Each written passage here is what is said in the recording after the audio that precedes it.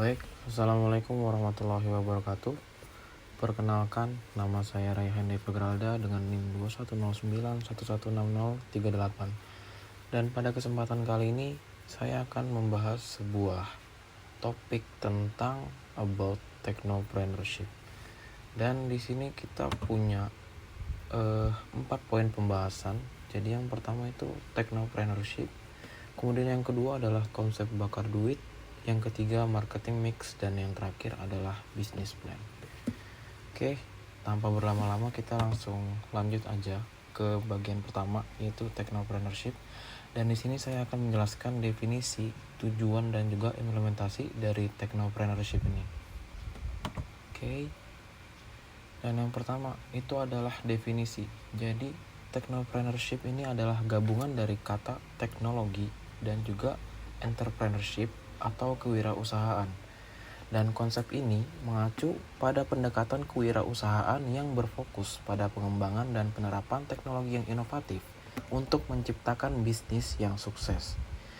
Technopreneurship ini juga melibatkan penggabungan pemahaman tentang teknologi dengan keterampilan kewirausahaan untuk mengidentifikasi peluang pasar, mengembangkan solusi berbasis teknologi, dan mengelola bisnis secara efektif.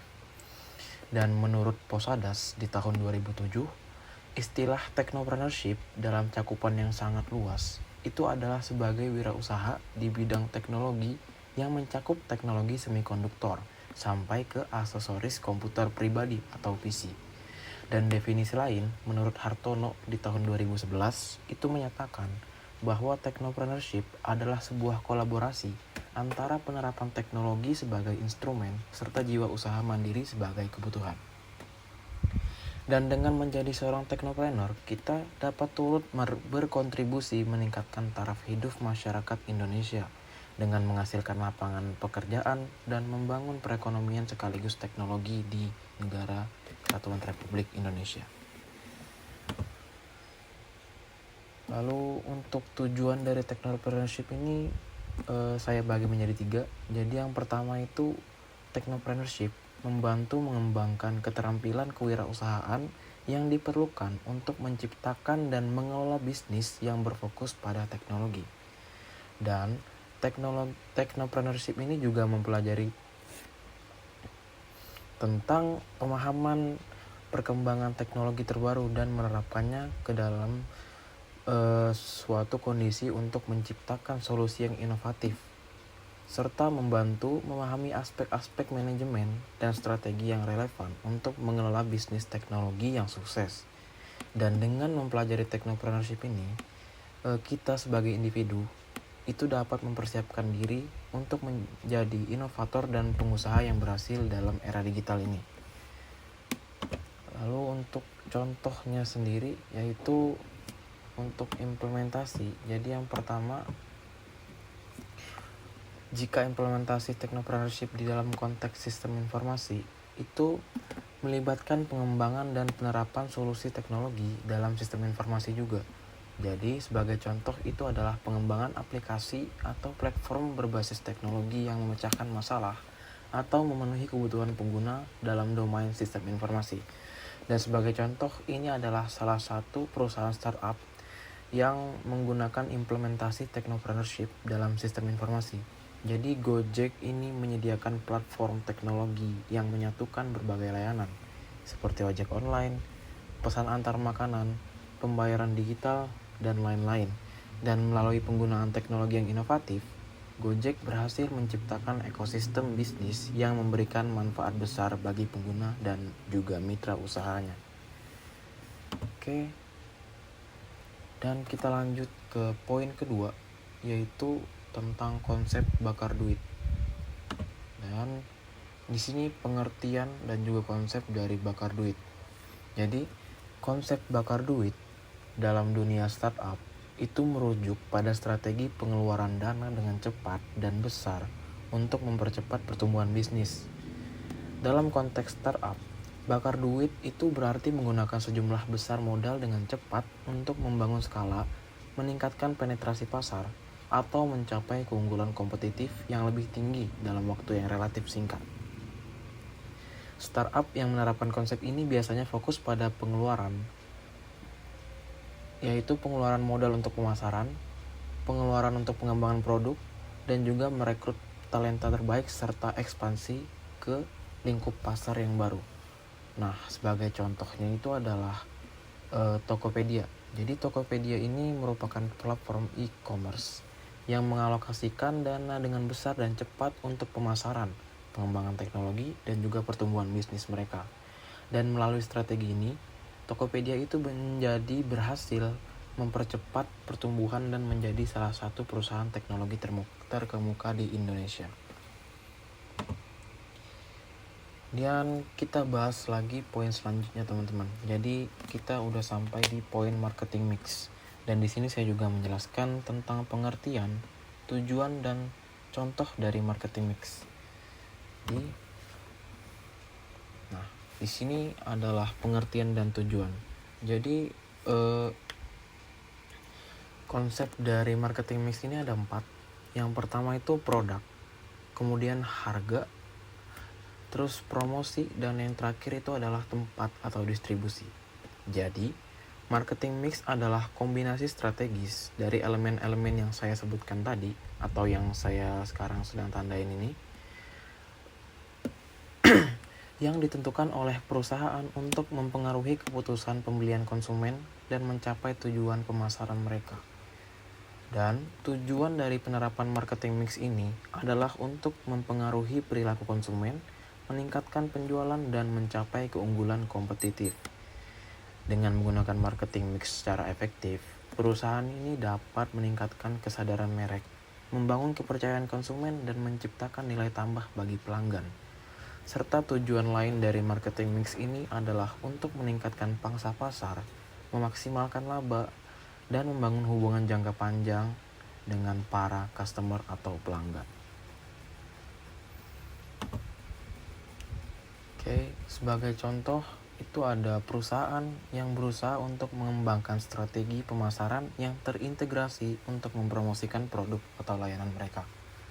Jadi di sini perusahaan tersebut melakukan 4 langkah. Jadi yang pertama itu adalah menentukan harga yang kompetitif untuk produk mereka. Kemudian yang kedua menentukan harga yang kedua adalah mengembangkan fitur produk yang menarik bagi konsumen dan memastikan produk tersebut tersedia di tempat yang mudah dijangkau oleh konsumen. Dan salah satu implementasi marketing mix yang sukses di Indonesia itu adalah strategi marketing mix dari perusahaan smartphone Oppo di Indonesia, di mana mereka menggabungkan harga yang bersaing, promosi yang kreatif, dan distribusi yang luas untuk mencapai kesuksesan di pasar yang kompetitif. Kemudian kita lanjut ke poin keempat, yaitu business plan. Dan di sini juga saya menjelaskan tentang pengertian, kerangka, dan juga manfaat dari business plan ini. Baik, kita masuk ke poin pertama dan juga poin kedua, yaitu tentang pengertian dan kerangka dari business plan. Jadi, business plan ini adalah dokumen tertulis yang merinci rencana bisnis, tujuan, strategi, dan langkah-langkah yang akan diambil untuk mencapai keberhasilan bisnis. Business plan berfungsi sebagai panduan bagi pemilik bisnis dan dapat digunakan untuk mendapatkan pendanaan dari investor atau lembaga keuangan. Dan kerangkanya ini terbagi menjadi 4. Yang pertama adalah keuangan, yang berfokus pada proyeksi pendapatan, biaya, laba, dan arus kas perusahaan. Yang kedua itu adalah bisnis, menjelaskan visi, misi, nilai-nilai perusahaan, analisis pasar, dan strategi kompetitif yang akan diterapkan. Kemudian yang ketiga adalah operasional, untuk merinci struktur organisasi, sumber daya manusia, rencana operasional, dan rantai pasokan yang diperlukan untuk menjalankan bisnis dengan efisien.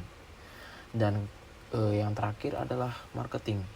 Jadi ini untuk menjelaskan segmentasi pasar, strategi pemasaran, penelitian pasar, dan rencana promosi yang akan digunakan untuk memasarkan produk atau layanan.